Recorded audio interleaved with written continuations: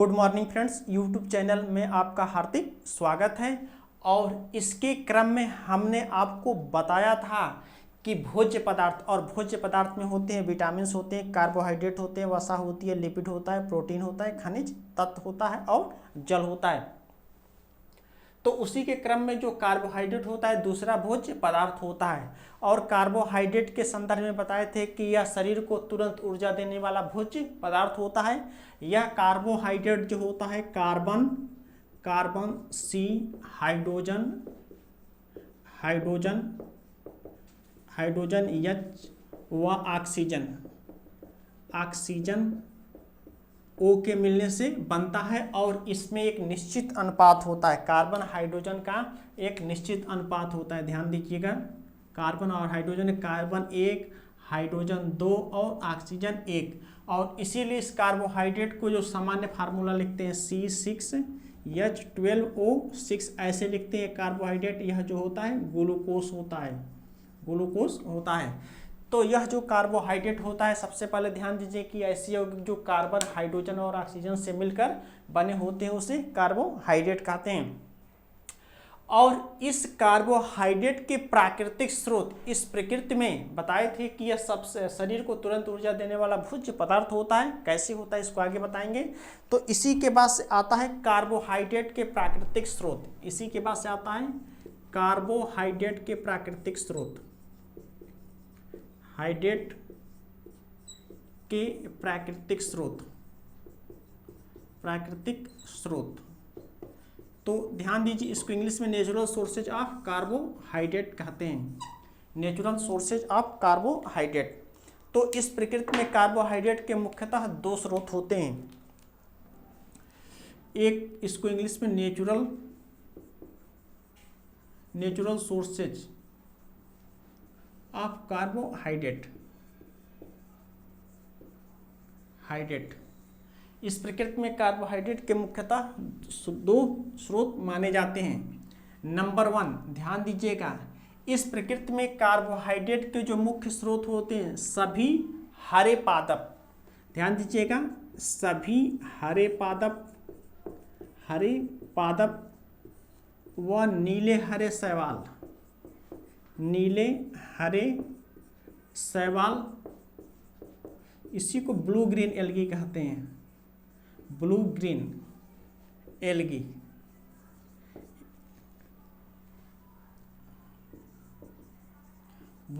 Algae जो होते हैं प्रकाश संश्लेषण की क्रिया के द्वारा अपने भोजन का निर्माण करते हैं। और इसी में निर्मित भोज्य पदार्थ मंड या कार्बोहाइड्रेट होता है। तो ध्यान दीजिएगा, सभी हरे पादप जो होते हैं, इसके संदर्भ में फर्स्ट क्लास में प्लांट और एनिमल के में अंतर में बताते समय इस समीकरण को बताए थे कि सभी हरे पौधे वायुमंडल की कार्बन डाइऑक्साइड, ध्यान दीजिएगा, सभी हरे पौधे वायुमंडल की कार्बन डाइऑक्साइड और भूमि से खनिज लवण एवं जल का अवशोषण करते हैं। और सूर्य के प्रकाश की उपस्थिति में, सूर्य का प्रकाश यानी सनलाइट की उपस्थिति में अपने भोजन का निर्माण करते हैं। सूर्य का प्रकाश सनलाइट की उपस्थिति में अपने भोजन का निर्माण करते हैं। और पौधों में एक प्रकार का लवक पाया जाता है पर्णहरित, इसी को क्लोरोफिल के द्वारा अपने भोजन का निर्माण करते हैं। और सभी हरे पौधों में निर्मित भोज्य पदार्थ क्या होता है, ध्यान दीजिए, इस समीकरण C6H12O6 plus 6O2 plus 6H2O, यह गैस निकलती है। और यहीं पर ध्यान दीजिएगा, यही ऑक्सीजन गैस निकलती है और यहाँ पानी पत्तियों के द्वारा निकलता है, प्लस ऊर्जा बनता है। क्या बनता है, ऊर्जा। और यह ऊर्जा 673 किलो कैलोरी होती है। तो इसी समीकरण को प्रकाश संश्लेषण के नाम से जानते हैं। इस समीकरण को बैलेंस करेंगे तो 6CO2 12H2O और 6O2। और ध्यान दीजिएगा, यही जो निर्मित भोज्य पदार्थ होता है मंड या स्टार्च होता है। यही भोज्य पदार्थ होता है मंड या स्टार्च होता है। तो यह जो स्टार्च होता है सभी पौधों में संचित होने वाला भोज्य पदार्थ, यहाँ से क्वेश्चन बन जाता है। यह जो मंड होता है सभी पौधों में संचित होने वाला भोज्य पदार्थ होता है, सभी पौधों में संचित होने वाला भोज्य पदार्थ, संचित होने वाला भोज्य पदार्थ होता है, भोज्य पदार्थ होता है। तो यहाँ से अब क्वेश्चन, और इसी क्रिया को क्या कहते हैं, प्रकाश संश्लेषण। इस पूरी प्रक्रिया को ध्यान दीजिएगा, इस पूरी प्रक्रिया का नाम होता है प्रकाश संश्लेषण। इसका नाम यदि क्वेश्चन पूछा जाए कि इस अभिक्रिया को क्या कहते हैं, इस अभिक्रिया को क्या कहते हैं, प्रकाश संश्लेषण। इसको इंग्लिश में फोटोसिंथेसिस कहते हैं। इसी क्रिया को प्रकाश संश्लेषण, इसको इंग्लिश में फोटोसिंथेसिस कहते हैं, फोटोसिंथेसिस। तो ध्यान दीजिएगा कि क्वेश्चन पूछा जाता है कि प्रकाश संश्लेषण की क्रिया किस रूप में, किसके द्वारा, किस की उपस्थिति में होती है। तो यह वायुमंडल की कार्बन डाइऑक्साइड, भूमि से खनिज लवण और जल का उपयोग सभी हरे पौधे पर्णहरित की उपस्थिति में, सूर्य के प्रकाश की उपस्थिति में भोजन का निर्माण करते हैं और इसमें निर्मित भोज्य पदार्थ मंड या स्टार्च होता है और यहाँ से ऑक्सीजन गैस निकलती है। इस क्रम में फर्स्ट प्लांट और एनिमल में अंतर को बताते समय बताए थे कि यहाँ ध्यान दीजिए कि यह कैसे निकलता है। जैसे पत्तियाँ होती हैं और पत्तियों में यहाँ पे एक सिंपल सा फॉर्मेट बना रहे हैं कि यह पत्तियाँ जो होती हैं इसी में क्या होते हैं, छोटे छोटे छिद्र होते हैं और इन्हीं छिद्रों से क्या होता है, ऑक्सीजन गैस निकलती है और यह इसमें यही जो होता है पर्णहरित होता है, पर्णहरित, इसको क्लोरोफिल कहते हैं और इसी में संचित भोज्य पदार्थ मंड या स्टार्च होता है। तो ध्यान दीजिएगा, यदि आपसे क्वेश्चन पूछा जाए कि इस प्रकृति में कार्बोहाइड्रेट के मुख्य स्रोत क्या होते हैं, तो आपका आंसर होगा सभी हरे पादप व नीले हरे शैवाल होते हैं। और इन्हीं को जब आगे पढ़ेंगे आप तो इन्हीं शैवालों का अध्ययन एक विज्ञान की, जीव विज्ञान की एक शाखा होती है जिसका अध्ययन शैवाल विज्ञान के अंतर्गत करते हैं। किसके अंतर्गत करते हैं, शैवाल विज्ञान या इंग्लिश में फाइकोलॉजी कहते हैं, फाइकोलॉजी के अंतर्गत इसका अध्ययन करते हैं। अब इसी प्रकार से एक दूसरा क्वेश्चन होता है, इसी अभिक्रिया को ऑक्सीकरण और अपचयन अभिक्रिया का सबसे बेस्ट एग्जाम्पल माना जाता है। जैव ऑक्सीकरण और अपचयन, इस अभिक्रिया को प्रकाश संश्लेषण की क्रिया जो होती है ऑक्सीकरण,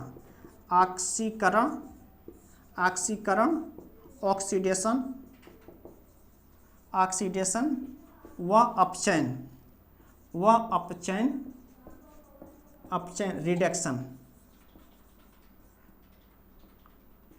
रिडक्शन क्रिया का सबसे बेस्ट एग्जाम्पल्स माना जाता है।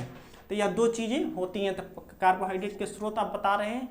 अब इसी के बाद से आता है कि कार्बोहाइड्रेट का वर्गीकरण, क्या कहते हैं, कार्बोहाइड्रेट का वर्गीकरण कैसे करते हैं।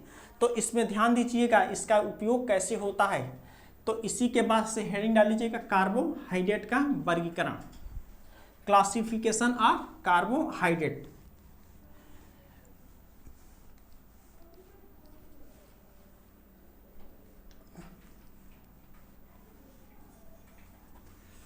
तो कार्बोहाइड्रेट मुख्यतः 3 प्रकार के होते हैं। ध्यान दीजिएगा, कार्बोहाइड्रेट मुख्यतः 3 प्रकार के होते हैं। एक मोनोसेक्राइड होता है, दूसरा डाइसेक्राइड होता है और तीसरा होता है पॉलीसेक्राइड। इस चीज़ को सभी लोग जानते हैं कि कार्बोहाइड्रेट होता है 3 प्रकार का होता है, मोनोसेक्राइड, डाइसेक्राइड और ऑलिगोसेक्राइड।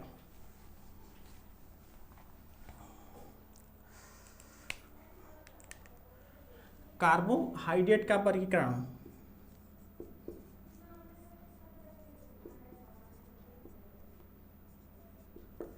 कार्बोहाइड्रेट का वर्गीकरण, क्लासिफिकेशन ऑफ कार्बोहाइड्रेट।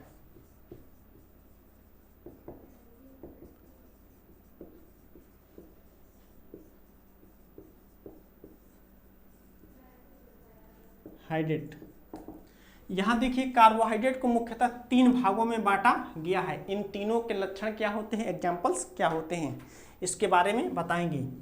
ये मोनोसेक्राइड होता है, ये जो कार्बोहाइड्रेट होता है 3 भागों में बांटा गया है। ये मोनोसेक्राइड, मोनोसैकेराइड होता है,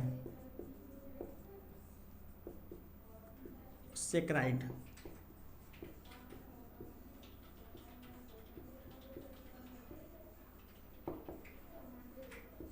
मोनोसैकेराइड होता है।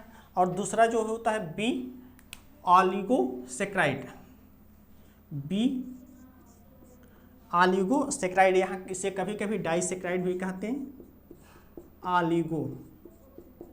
ऑलिगोसैकेराइड।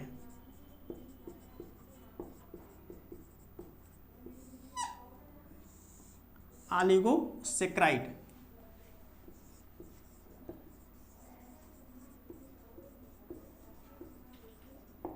ऑलिगोसैकेराइड होता है। और सी जो होता है पॉलीसैकेराइड होता है, सी जो होता है पॉलीसैकेराइड,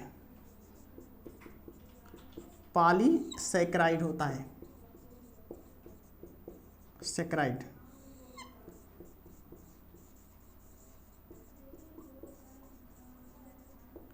सैकेराइड्स। तो इन तीनों को एक बेसिक रेफरेंस के संदर्भ में इनका वर्गीकरण कैसे होता है, इनके लक्षण क्या होते हैं, इनके एग्जाम्पल्स क्या होते हैं, तो ध्यान से देख लीजिएगा। कार्बोहाइड्रेट को 3 भागों में डिवाइड किया गया है। पहला जो होता है मोनोसैकेराइड होता है, दूसरा ऑलिगोसैकेराइड होता है, इसको कभी कभी डाइसैकेराइड्स भी कहते हैं, और तीसरा जो होता है पॉलीसैकेराइड्स। तो यहाँ पे देखिए कि मोनोसैकेराइड्स के सामान्य लक्षण क्या होते हैं। मोनोसैकेराइड और ऑलिगोसैकेराइड के लक्षण सेम होते हैं, ध्यान दीजिएगा इस पे। मोनोसैकेराइड और ऑलिगोसैकेराइड क्या होते हैं, दोनों जल में घुलनशील होते हैं। यहाँ पे देखिएगा, इसको बहुत अच्छे से ध्यान दीजिएगा दोनों तीनों लक्षणों को, और लास्ट तक ये काम आएंगे। मोनोसैकेराइड जल अथवा अध्रुवी विलायक, अध्रुवी विलायक, इसको इंग्लिश में non polar solvent, non polar solvent में घुलनशील होते हैं, ध्यान दीजिएगा। मोनोसैकेराइड जल अथवा अध्रुवी विलायकों में घुलनशील होते हैं, तथा अकार्बनिक यौगिकों, यहाँ से दूसरा सेंटेंस शुरू हो रहा है, तथा अकार्बनिक यौगिकों, अकार्बनिक अध्रुवी विलायकों तथा कार्बनिक यौगिकों में घुलनशील होते हैं। यहाँ एक पॉइंट और ऐड कर सकते हैं, जल अथवा अध्रुवी विलायक अथवा अकार्बनिक यौगिक, अकार्बनिक यौगिक इनऑर्गेनिक कंपाउंड,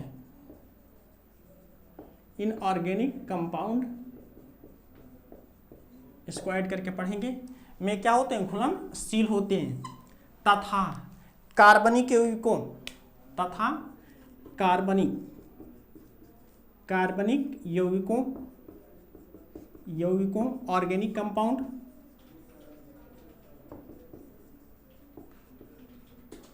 कंपाउंड अथवा ध्रुवी विलायकों पोलर सॉल्वेंट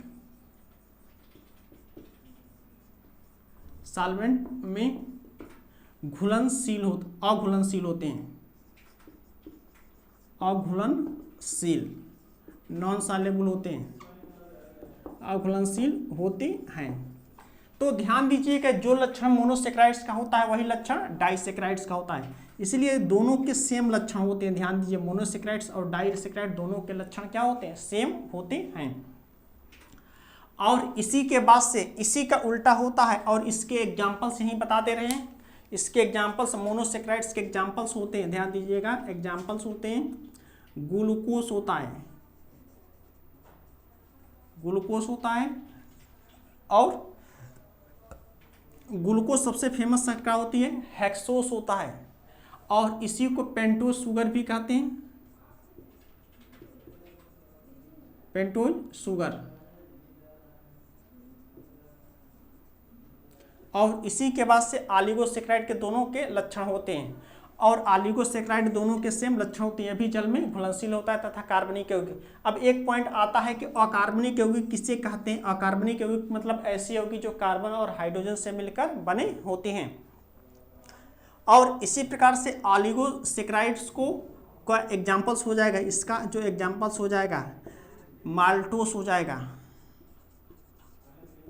माल्टोस हो जाएगा और फ्रुक्टोस हो जाएगा, फ्रुक्टोस हो जाएगा और गैलेक्टोज हो जाएगा,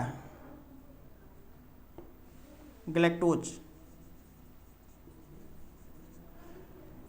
माल्टोज, फ्रुक्टोज और गैलेक्टोज ये इसके एग्जाम्पल हो जाएंगे।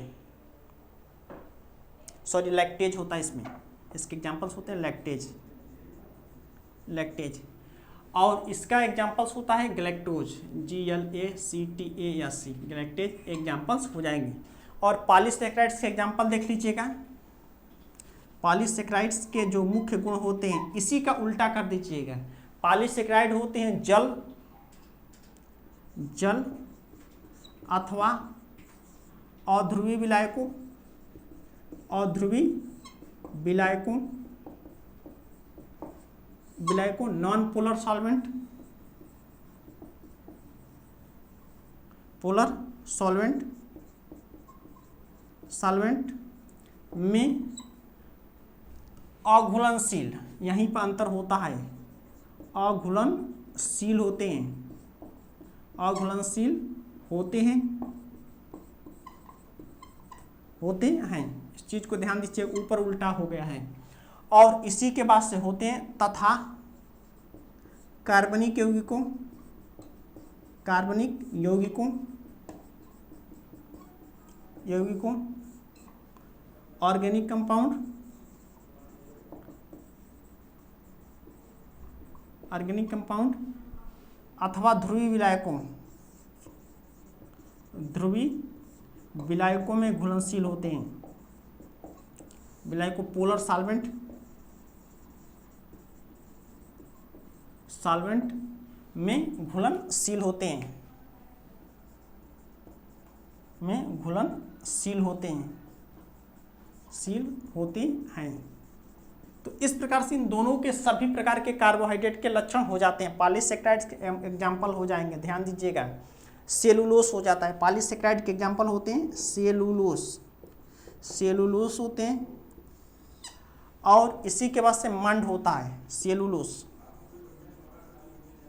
सेलुलोस होता है, मंड होता है, स्टार्च, स्टार्च होता है, और काइटिन होता है, काइटिन होता है, और सेलुलोज, मंड, काइटिन ये सब इसके पॉलीसैकेराइड्स के एग्जाम्पल्स होते हैं। और इसी के बाद से डेक्सट्रोन होता है। इस प्रकार से कार्बोहाइड्रेट मुख्यतः इसका वर्गीकरण होता है। और इसके क्रम में ध्यान दीजिएगा, इसी के क्रम में इसका मुख्य कार्य होता है कि यह हमारे शरीर में ऊर्जा प्रदान करने का कार्य करता है। और यह शरीर को सबसे इमीडिएटली ऊर्जा प्रदान करने का कार्य करता है। और ध्यान दीजिए कि कार्बोहाइड्रेट जो होता है हमारे शरीर में 1 ग्राम कार्बोहाइड्रेट से 1 ग्राम कार्बोहाइड्रेट से 4.2 किलो कैलोरी, 1 ग्राम कार्बोहाइड्रेट से 4.2 किलो कैलोरी ऊर्जा प्राप्त होती है। तो इस प्रकार से यह वसा से सबसे आधे मात्रा में ऊर्जा देने का कार्य करता है। इस पे 2 बिंदु महत्वपूर्ण होते हैं। यह शरीर को तुरंत ऊर्जा देने वाला भोज्य पदार्थ होता है। और यह जो कार्बोहाइड्रेट होता है 1 ग्राम कार्बोहाइड्रेट होता है 4.2 किलो कैलोरी ऊर्जा देने का कार्य करता है। इसके अतिरिक्त इनके और सारे एग्जाम्पल्स मैं आगे नेक्स्ट वीडियो में बताऊंगा। और इस प्रकार से कार्बोहाइड्रेट सबसे इम्पोर्टेंट टॉपिक होता है। और इस चैनल को लाइक कीजिए, सब्सक्राइब कीजिए ज्ञान गोदावरी चैनल को। और इसी के क्रम में आपको आगे और सारे वीडियो मिलेंगे। Thank you.